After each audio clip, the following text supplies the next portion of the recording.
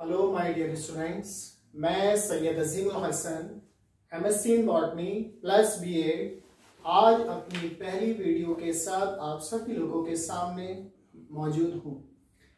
आज क्लास 10 के अंदर जो हमारा साइंस का पहला टॉपिक है, यानी पहले चैप्टर का जो टॉपिक है वो है डाइजेस्टिव सिस्टम इन ह्यूमंस के अंदर। तो क्लास 10 के मेरे सारे स्टूडेंट्स से हम्बल रिक्वेस्ट है कि आप बिल्कुल कूल माइंड होके फुल कंसंट्रेशन के साथ मेरी इस वीडियो के अंदर मुझे ज्वाइन कर लीजिए। आई होप आपको बहुत सारी इससे नॉलेज मिलेगी जो आपके बोर्ड के पॉइंट ऑफ व्यू से बहुत ज़्यादा हेल्पफुल होगी। ठीक है, तो आज हमारा क्लास 10 में जो पहला टॉपिक है उसका नाम है डाइजेस्टिव सिस्टम इन ह्यूमंस के अंदर। ठीक है, डाइजेस्टिव सिस्टम इन ह्यूमंस के अंदर दो पार्ट्स में डिवाइड होता है और वो दो पार्ट्स कौन कौन से होते हैं, जिसका पहला पार्ट जो बोर्ड पर आप नेम देख रहे हैं, पहले पार्ट का नाम है एलिमेंट्री कैनाल और दूसरे पार्ट का नाम है डाइजेस्टिव ग्लैंड्स।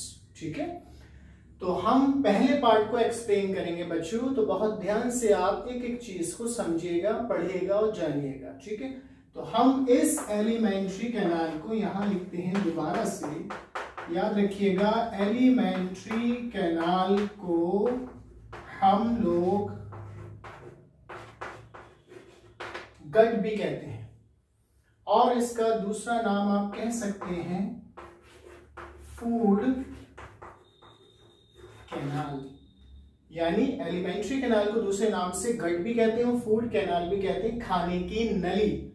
इसको एलिमेंट्री कैनाल को बच्चों हम अगर एक्सप्लेन करेंगे तो एक मस्कुलर ट्यूब लाइक स्ट्रक्चर होती है जिसकी टोटल लेंथ हमारी बॉडी के अंदर 9 मीटर की होती है। ऑलवेज रिमेंबर, ये बोर्ड के पॉइंट ऑफ व्यू से बहुत इंपॉर्टेंट क्वेश्चन है आपका कि what is the length of alimentary canal in our body, जिसे हम कहेंगे 9 मीटर।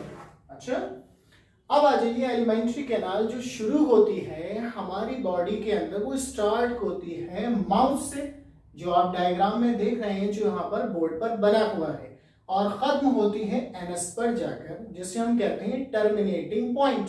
टर्मिनेट मतलब खत्म हो जाना। ठीक है, तो सारे के सारे जितने भी ऑर्गन्स के नेम यहाँ डायग्राम में लिखे हुए हैं हम उसको बारी बारी से स्लोली एंड स्लोली समझेंगे कि वो कौन सा फंक्शन परफॉर्म करते हैं हमारे डाइजेशन के अंदर। ठीक है, तो पहला पार्ट का नाम आता है बच्चों माउथ। माउथ जिसे हम कहते हैं मुंह, यानी कोई भी चीज जब हम खाते हैं, कोई भी फूड पार्टिकल हम खाएंगे तो सबसे पहले कहाँ रखते हैं, मुंह के अंदर। मुंह के अंदर जब जाता है, जब वो जाता है, जाने के बाद हमारे और सारी चीजें उसको फंक्शन परफॉर्म करना शुरू करती हैं, और फंक्शन परफॉर्म करने में दूसरे नंबर पे पार्ट का नाम आता है बक्कल कैविटी। बक्कल कैविटी के अंदर दो चीजें होती हैं बच्चों, उसको ध्यान रखिएगा, एक होता है टीथ, एक होता है टंग।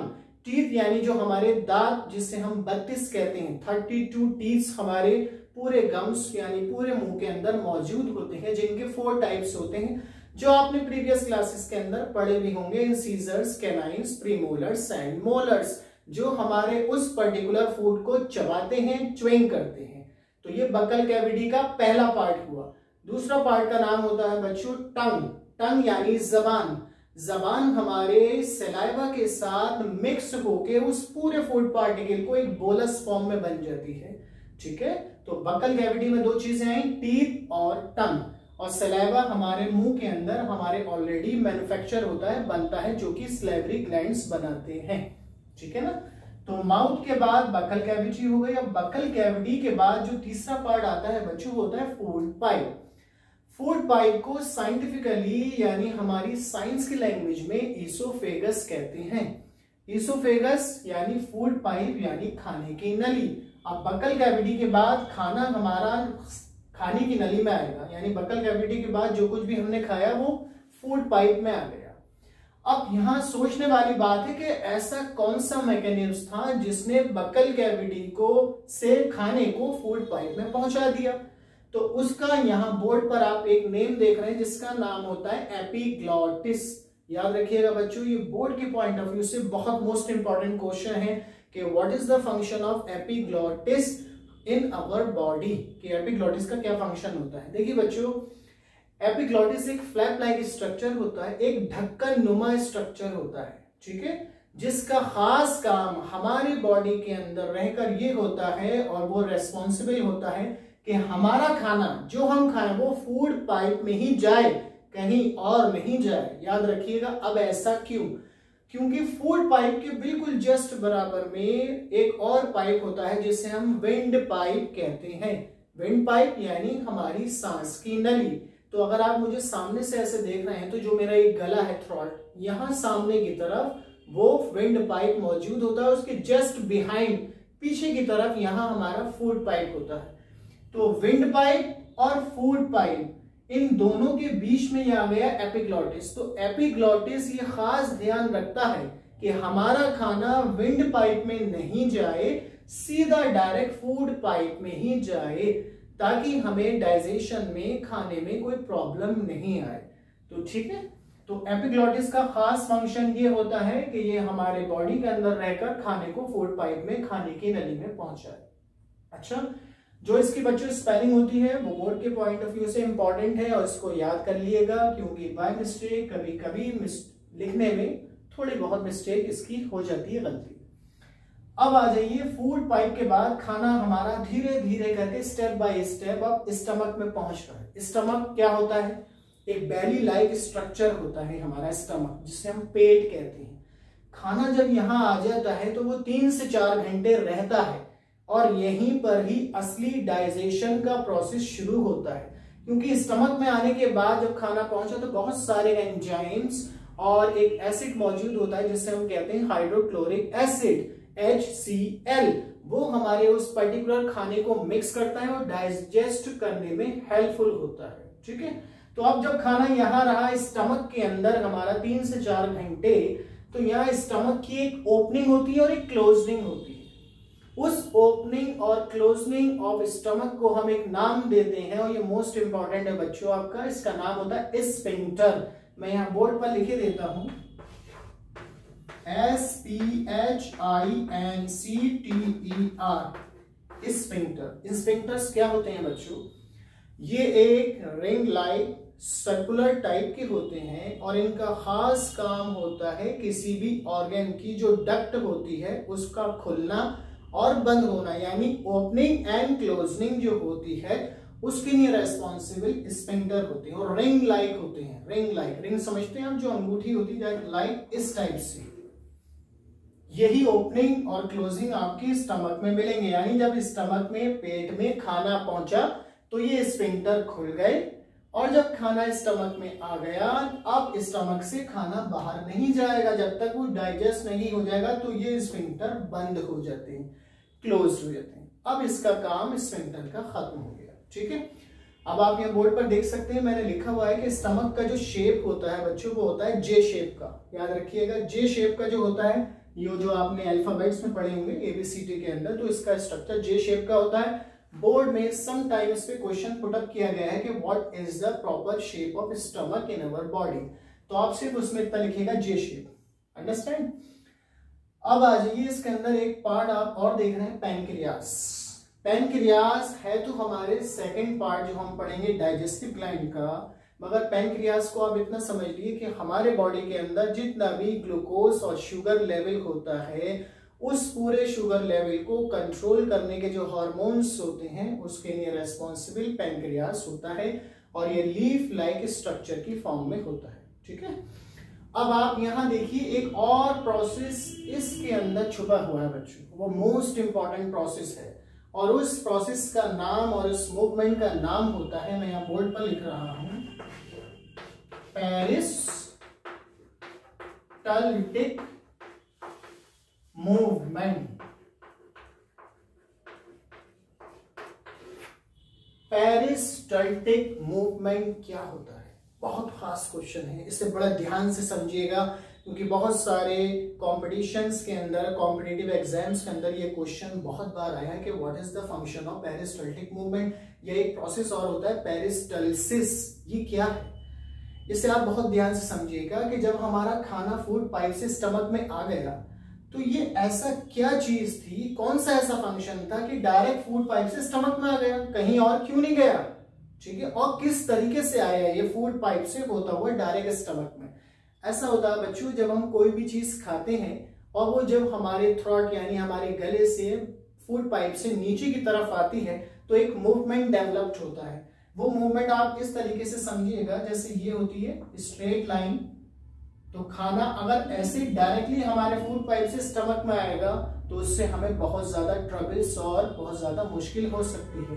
तो इस वजह से हमारी जो मसल्स होती है ना अंदर की, वो इस तरीके से होती हैं कि जब खाना आया तो वो इस तरीके से एक्सपेंड हो गई और फिर खाना ऐसे रहा, फिर एक्सपेंड हो गई।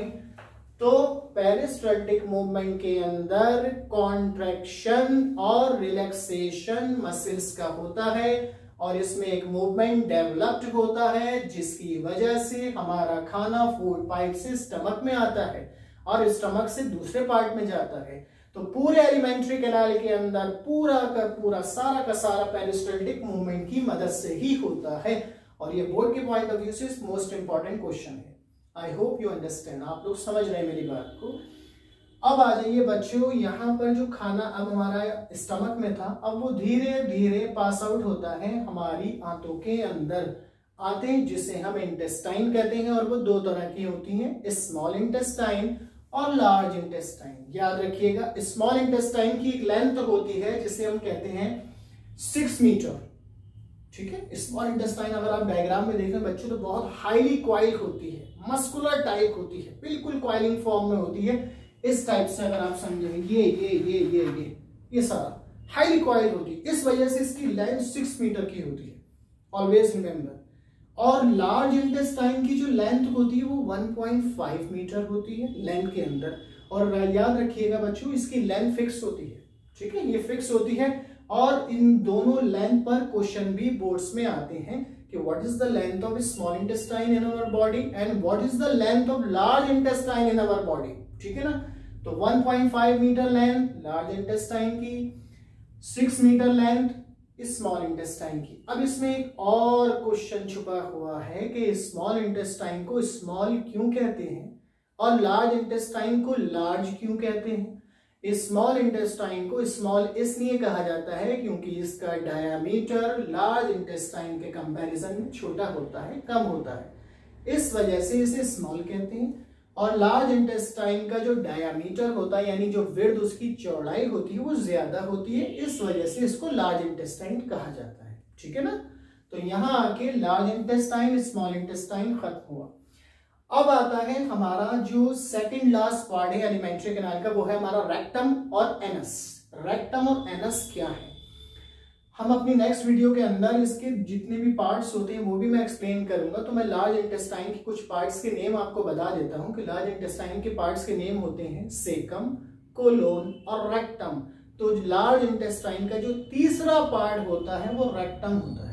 रेक्टम हमारे बॉडी के अंदर जितना भी वेस्ट प्रोडक्ट होता है उसको एक्सक्रीट करता है, बाहर निकालता है, उसके लिए बहुत ज्यादा हेल्पफुल होता है ये पार्ट रेक्टम लार्ज इंटेस्टाइन का यानी बड़ी आंत का। और लास्ट यानी आखिरी पार्ट हमारी एलिमेंट्री कैनाल का जो होता है वो होता है एनस। एनस का खास फंक्शन होता है हमारी बॉडी के वेस्ट प्रोडक्ट को बाहर निकालना, जिसे हम फेसिस कहते हैं। फेसिस यानी जो सॉलिड फॉर्म में हमारा वेस्ट प्रोडक्ट होता है उसे बाहर निकालता है। और याद रखिएगा बच्चों, एनस का जहां ओपनिंग और क्लोजिंग होती है वहां भी स्फिंक्टर मौजूद होते हैं जो हमने अभी पढ़े थे। यानी एनस के अंदर भी ओपनिंग और क्लोजिंग होती है स्फिंक्टर, क्योंकि इसका मतलब ये हुआ अगर यहाँ स्फिंक्टर नहीं होते तो हम हर वक्त एक्सक्रीट करते रहते। जब हमें एक्सक्रीशन की जरूरत होती है वेस्ट प्रोडक्ट को, जब भी हम उसे पास आउट करते हैं, तो वो भी जब जरूरत नहीं होती तो बंद हो जाते हैं, जब जरूरत होती है तो खुल जाते हैं। तो एनस की जगह पर भी स्फिंक्टर मौजूद होते हैं। तो अब बच्चों हमने इसके अंदर स्टार्टिंग से देखा कि एलिमेंट्री कैनाल स्टार्ट हुआ था माउथ से और खत्म हुआ एनस पर जाकर। ठीक है, तो एलिमेंट्री कैनाल माउथ से शुरू होकर एनस पर जाकर खत्म होती है। अब आ जाइए, हमारा जो दूसरा पार्ट होगा वो है डाइजेस्टिव ग्लैंड्स। डाइजेस्टिव ग्लैंड्स के अंदर बहुत सारे ग्लैंड्स आते हैं जो अपने अंदर कुछ एंजाइम्स को सिक्रीट करते हैं, जिनके नेम्स हमारे सबसे पहले आते हैं सलाइवरी ग्लैंड्स जो हमारे मुंह के अंदर होती है। दूसरे नंबर का जो ग्लैंड मौजूद होता है उसे हम कहते हैं, याद रखिएगा बच्चों, लीवर। और तीसरे नंबर का जो होता है इंटेस्टाइनल ग्लैंड और चौथे नंबर का जिसे मैंने आपको एक्सप्लेन किया पैनक्रियास। ठीक है, वो हम अपनी नेक्स्ट वीडियो के अंदर और बेहतर तरीके से जानेंगे, समझेंगे और पढ़ेंगे। अब मैं आपको इसमें डायग्राम में आप दो चीजें और देख रहे हैं जो एक्सप्लेन कर दूं मैं, लीवर और गॉल ब्लैडर। लीवर हमारे बॉडी का, याद रखिएगा, लार्जेस्ट ऑर्गन होता है, सबसे बड़ा ऑर्गन, और ये कॉम्पिटिटिव एग्जाम्स में और आपके करंट अफेयर, जनरल नॉलेज के लिए भी मोस्ट इंपॉर्टेंट होता है, जिसे हम कहते हैं लीवर, यानी हमारा जिगर हमारे बॉडी का सबसे बड़ा ऑर्गन होता है, जो अपने अंदर से एक सब्सटेंस को सिक्रीट करता है जिसे हम कहते हैं बाइल जूस, और वो बाइल जूस कुछ टेम्परेरी तौर पर स्टोर हो जाता है गॉल ब्लैडर के अंदर, और गॉल ब्लैडर कुछ अपने अंदर उस बाइल जूस को स्टोर करके ट्रांसफर कर देता है बाइल डक्ट के जरिए स्मॉल इंटेस्टाइन में उस जूस को, जो हमारे डाइजेशन में बड़ा ही कामगर होता है। तो गॉल ब्लैडर को हम पित्ता भी कहते हैं। और ये अपेंडिक्स जो होता है हमारा, ये एक नॉन डाइजेस्टिव पार्ट है और इसका कोई रोल हमारे डाइजेशन में नहीं होता है। इसे हम वर्मी फॉर्म अपेंडिक्स भी कहते हैं, जिसका फंक्शन हमारे डाइजेशन में नहीं होता है। ठीक है, तो आई होप पूरी आप वीडियो के अंदर समझे हुए होंगे और जाना भी होगा आपने कि किस तरीके से हमारे बॉडी के अंदर डाइजेशन होता है। अब वीडियो के लास्ट में मैं आपसे कुछ कहना चाहता हूं कि हमारा जो चैनल है सवरन क्लासेस, जो ये लिखा हुआ है आप देख सकते हैं, तो उसे यूट्यूब चैनल को यानी इस सवरन क्लासेस को आप लाइक, शेयर और सब्सक्राइब कीजिए, और बेल आइकन को भी प्रेस करना मत भूलिएगा ताकि आपको हमारी लेटेस्ट नोटिफिकेशंस मिलती रहे। I hope you enjoy the video. अब हम मिलेंगे नेक्स्ट वीडियो के अंदर, ठीक है? तो जब तक आप लोग अपना ध्यान रखिएगा। Thank you so much, please take care.